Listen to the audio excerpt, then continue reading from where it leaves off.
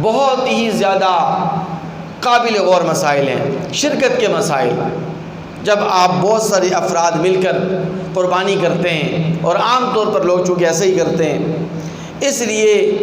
ان شرکت کے مسائل کو سمجھنا اور ان پر عمل کرنا بہت زیادہ ضروری ہے۔ پہلی بات یہ ہے کہ اگر 7 افراد شریک تھے اور 7 افراد میں سے کسی ایک نے جانور ذبح کرنے کی اجازت نہیں دی، اور باقی جو 6 حصہ دار تھے انہوں نے اس کی اجازت کے بغیر جانور ذبح کر دیا، کچھ کو خبر تھی کچھ کو خبر نہیں تھی، تو پھر کسی کی بھی قربانی صحیح نہیں ہوگی۔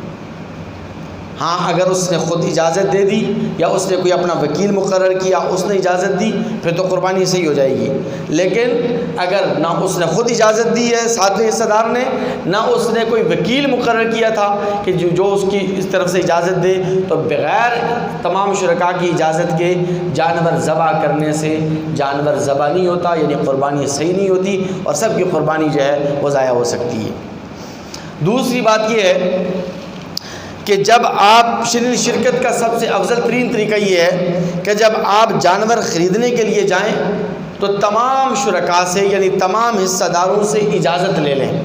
یہ بہتر طریقہ ہے۔ اجازت بھی لے لیں، پیمنٹ اگر وصول کرتے ہیں تو بہت اچھی بات ہے، نہیں تو کم از کم سب کی طرف سے اجازت ہو، اور سب کی نیت جو ہے معلوم کر لیں، سب کی نیت بھی ہو کہ میں نے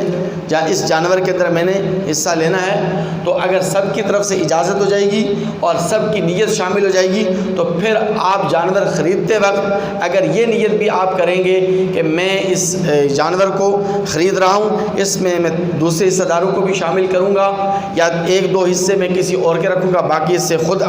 رکھوں گا، تو تب بھی قربانی درست ہو جائے گی۔ لیکن اگر آپ نے جانور اس نیت کے ساتھ خریدا کہ میں نے اس کی اکیلے قربانی کرنی ہے، اس میں نے کسی اور کو شامل نہیں کرنا، اس نیت سے اگر جانور خریدا گیا اور پھر اگر بعد میں آپ نے دوسرے لوگوں کو شریک کیا، تو اس کے جواز اور عدم جواز میں اختلاف ہے، یعنی علماء اکرام کے مابین اختلاف ہے۔ اگرچہ راجح قول یہی ہے کہ پھر بھی قربانی ہو جاتی ہے، بعد میں بھی اگر کسی کو شامل کرتا ہے اور بھی حصہ داروں کو شامل کرتا ہے، لیکن بہتر اور افضل طریقہ وہی ہے کہ پہلے سے اگر آپ نیت کر لیں کہ میں نے سب حصہ داروں کو، دیگر حصہ داروں کو بھی شامل کرنا ہے، تاکہ کسی قسم کا کوئی شک و شبہ باقی نہ رہے۔ اچھا، 7 شرکاء تھے، 7 شرکاء میں سے ایک شریک نے کہا کہ یہ جو ہمارا 7واں حصہ دار ہے یا 6واں حصہ دار ہے یا 5واں حصہ دار ہے، اس کی طرف سے کچھ رقم میں ادا کر دیتا ہوں۔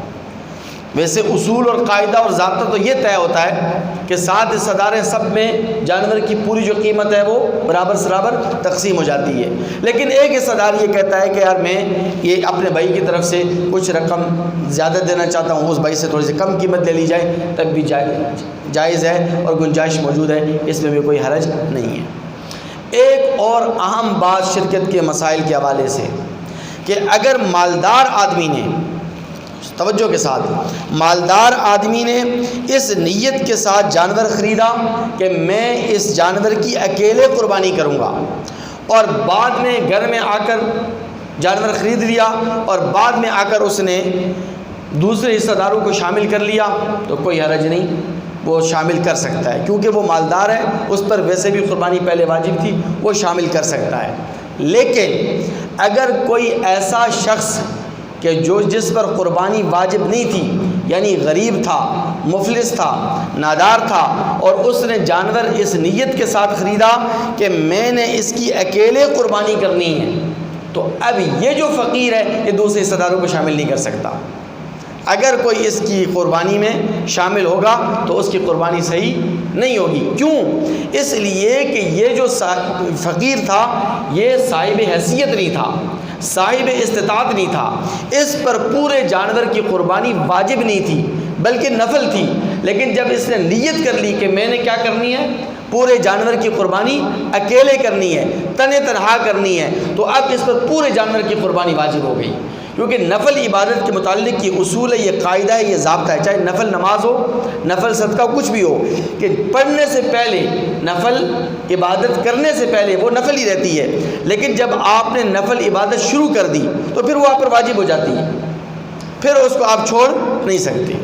اسی طرح ایک اور اہم ترین مسئلہ 7 حصہ دار تھے، 7 حصہ داروں میں سے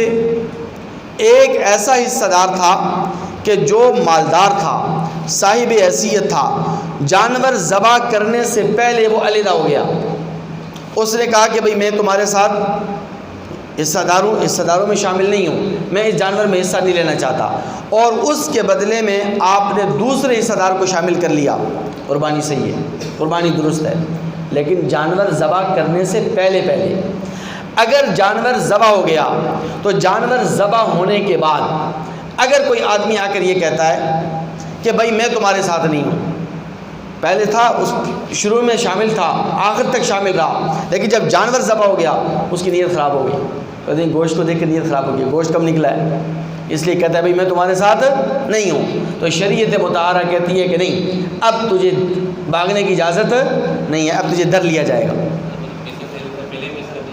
بالکل، اب اس سے پیمنٹ وصول کرنا لازمی ہے، اس پیمنٹ اسے دینی پڑے گی، قیمت اسے ادا کرنی پڑے گی۔ کیوں کہ ذبح کرنے سے پہلے اگر یہ بھاگ جاتا، علیحدہ ہو جاتا، پھر تو گنجائش موجود تھی، لیکن اب جانور ذبح ہو چکا ہے، اب کوئی گنجائش اس کے لیے نہیں ہے، اس کو رقم ادا کرنا ضروری ہوگی۔ تو قربانی کے متعلق جو آپ کے ذہن میں کوئی بھی سوال ہو، کمنٹ سیکشن میں بھی آپ سوال کر سکتے ہیں، ویسے بھی آپ سوال کر سکتے ہیں، پوچھ سکتے ہیں۔ اللہ تعالیٰ ہمیں عمل کرنے کی توفیق